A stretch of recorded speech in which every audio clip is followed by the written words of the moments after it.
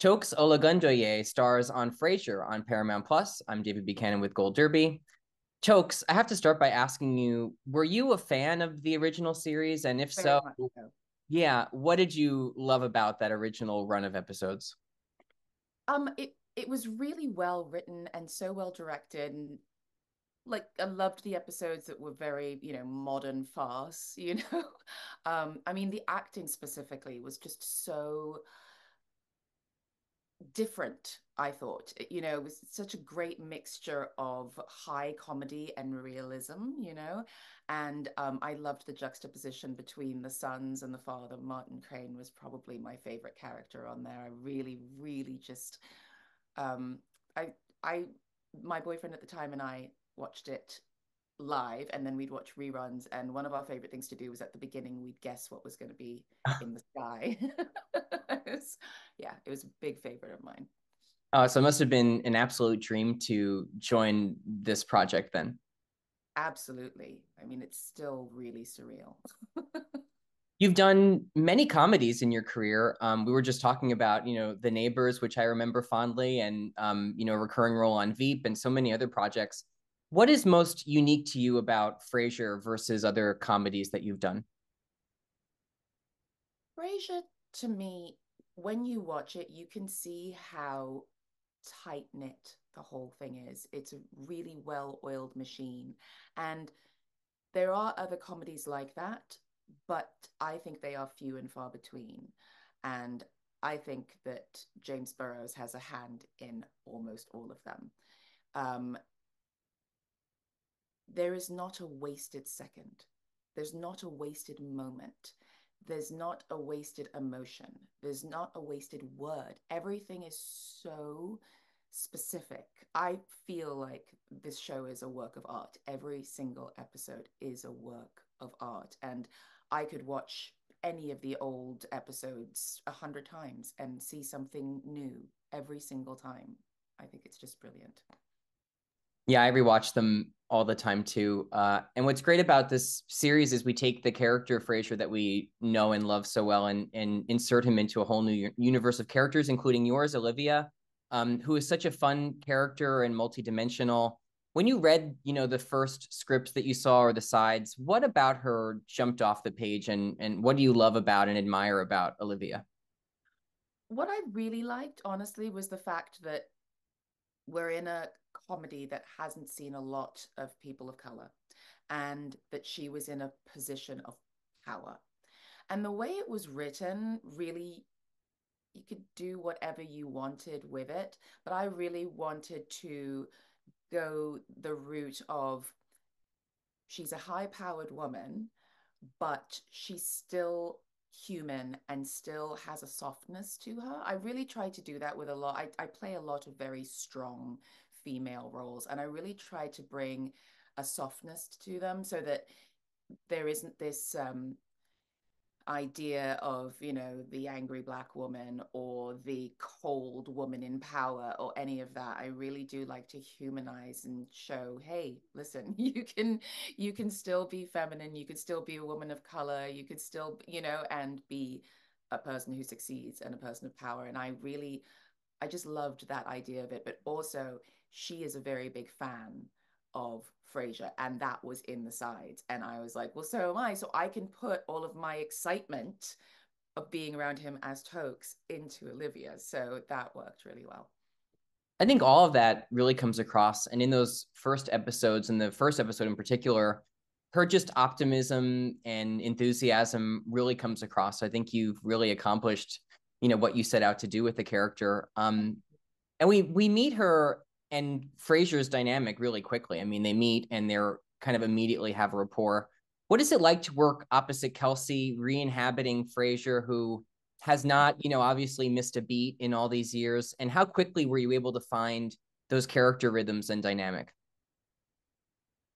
Working with Kelsey, excuse me, is amazing. Absolutely amazing. Sorry about the truck that just took over our interview. Excuse me. He's nothing like Frasier, um, in the way that he's not stuffy or pretentious or anything like that.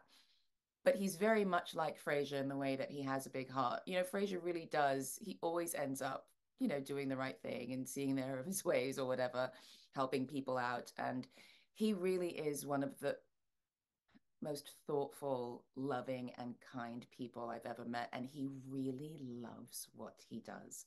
And he makes it very clear to everyone on set, regardless of what your job is, that we're all equals, we're all there to work together. And it helps us to work as a unit, you know, and he he just brings such a joy to everything, and it makes it so nice to go to work every single day. And when I learned that I got the job the day before the first table read, and so I was really nervous. Luckily, my friend Jack Cutmore Scott, I already knew Jack, so I felt like, okay, I know one person there. And when I sat down, I was sitting next to James Burrows, and then I looked over and was like, Rodney, it's Nicholas Lyndhurst. And I was just so nervous. And I was like, oh my God, like everything that I thought I was going to do just vanished from my head. And I thought, oh God, I don't know what I'm doing. And then I thought, wait a minute.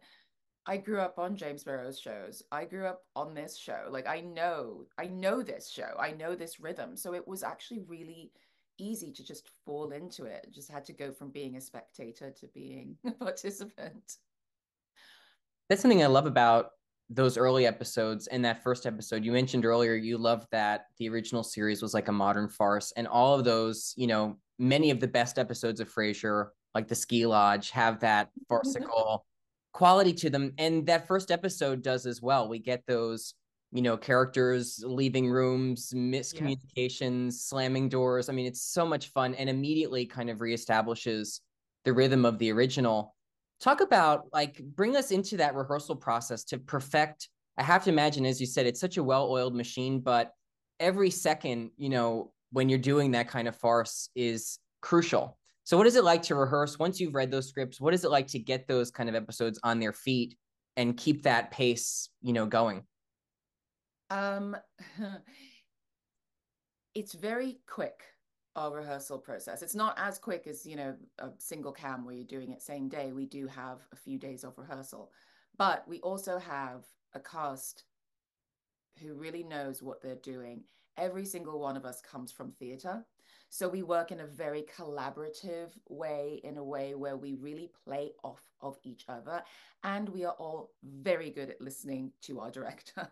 And we happen to always have directors who understand the rhythm of the show, know exactly what's supposed to happen, but also if something isn't going according to what they had planned, are able to let that go and really do what's best for the script, for the show.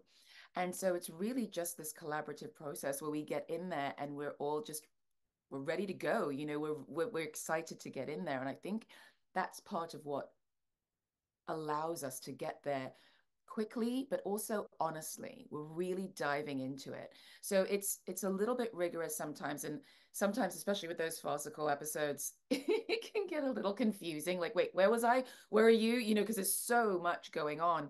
And then sometimes, you know, the last day, the day before we film live, we bring the cameras in. I don't know how those guys learn what they're doing in one day, but they do. They are geniuses. Many of them have been working together since Cheers, so they know exactly what they're doing. It's like a dance of its own. And yeah, sometimes when that happens, we have to change things a little bit to, you know, but it all, I mean, I hate to say this, but it falls into place. And I think that that has a lot to do with the casting and the writing. You know, it's all being put together so masterfully that it aids in us getting to where we need to go so quickly. One of my favorite kind of running jokes or riffs for your character is her rivalry with her sister. You know, we learn about that early on. It continues all throughout the first season. Two questions on that. First, what do you think is underlying that rivalry? Where does that originate from? And second, I know you're in production on season 2, so maybe we're going to see your sister. I'm sure you can't tell us, but if we don't know, you know, who would you dream cast if you could pick Olivia's sister, who would be your dream, guest to star opposite Wow. you? Okay. So if I had a dream guest, and I have let them know this, I have let them know if Olivia's sister comes on, I need it to be Yvette Nicole Brown. I Oh need God. it to be Yvette Nicole Brown for two reasons. One, she's brilliant. And two, we know each other, we've worked with each other, we have a really good rapport. And if her sister comes on because of their dynamic, it needs to be someone who I have a really good positive rapport with, because what I think is that I think they had two parents who really pushed it into them that you are two Black girls in this world. You're going to have to work really hard for everything. You're going to have to work 3 times as hard, and you are going to excel, excel, excel. And her older sister, of course, did everything first, did everything perfectly. And her parents, probably showered love and adoration on her for it. So now she's trying to keep up. And I think that's why she has this manic energy in her as well, and why she has a tendency to regress really quickly to like her 12-year-old like excited nervous self. I think that has a lot to do with it. And I think she's also insanely sheltered insofar as her social world. I don't think that she ever really had much of a social life because she was just working so hard to succeed. And so I think that dynamic, if she comes on, oh my God, I hope so. That would be amazing. I think that would be very clear. I think she would immediately turn into a kid again, just trying to compete to be better than her sister, or at least as good as, So yeah. I think that's brilliant casting. I think it would be absolutely delightful to see her on the show. And I love hearing, what you think is underlying the character, because it does explain so much of her, her giddiness, that, kind of childhood, whimsy that she has at times. I love that explanation. And I think it comes out too in the rivalry, or the kind of fun adversarial dynamic you have with Alan. I love their kind of barbs, and obviously they're close colleagues and they are ribbing each other. But what is it like to work with Nicholas on, I mean, I think there's so many ways that you two could have played that dynamic, and you have struck the right balance where, they sometimes say some, wicked things to each other, but it's always in good kind of jest. So what was it like, finding that with him, who's just so wonderful in that part? So Nicholas Lyndhurst is an institution in England. I grew up watching him um, on Only Fools and Horses, and he's a national treasure. He's very well known in theatre. He's very well known, if his stories of who he's worked with are incredible. And he happens to be one of the kindest human beings I've ever met in my entire life. And he and I we have the British sense of humor, that dry sense of humor in common anyway. So I think that helps a lot in how they go back and forth to each other. But also, Nick and I just get each other. We just do. And so we're able to just really play with it. And because there isn't any actual nastiness between us, I think that it cushions the blow of some of the things that they say to each other. And the fact that they're constantly together, you obviously know that, like, deep down, they really love each other. But optimally, because Nick is a genius, really, I follow his lead most of the time.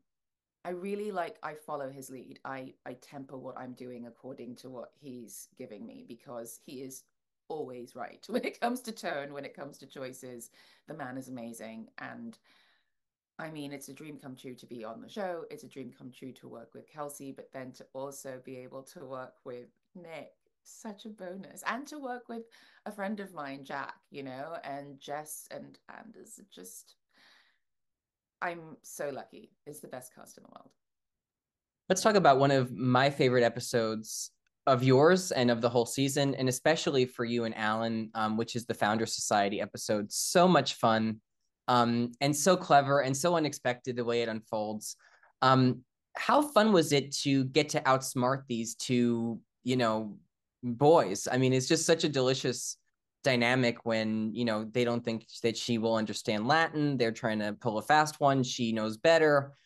She sticks them onto the waiter. It's just such a fun kind of interplay. How fun was that for you and the two of those to explore and get to put on stage? I mean, three of us have a lot of fun together. And Alan and Nick and Kelsey have known each other for a very long time. They're very close friends.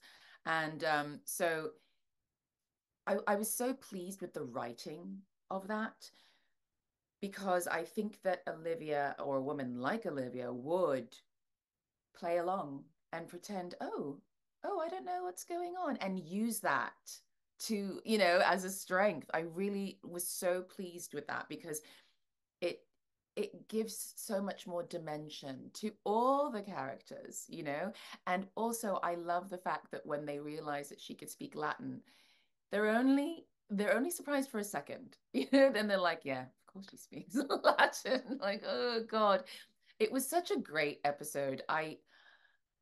I love the fact that we were able to really let loose in how we looked as well. Olivia looked so different. So I was able to bring even more of her neurotic sort of, vibe. But, she's just very, she's always like this, like right under the surface.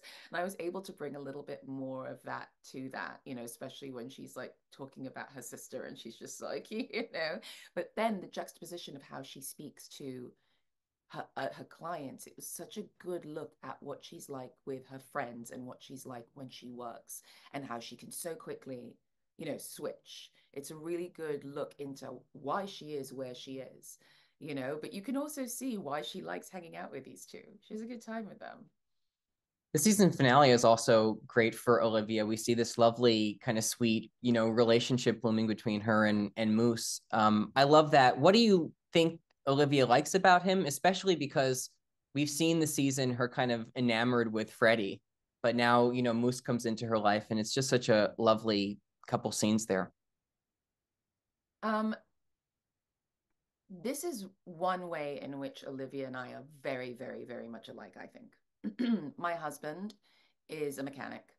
He's a blue collar guy from Long Island, and he's super funny, he's super smart, and he's really, really practical.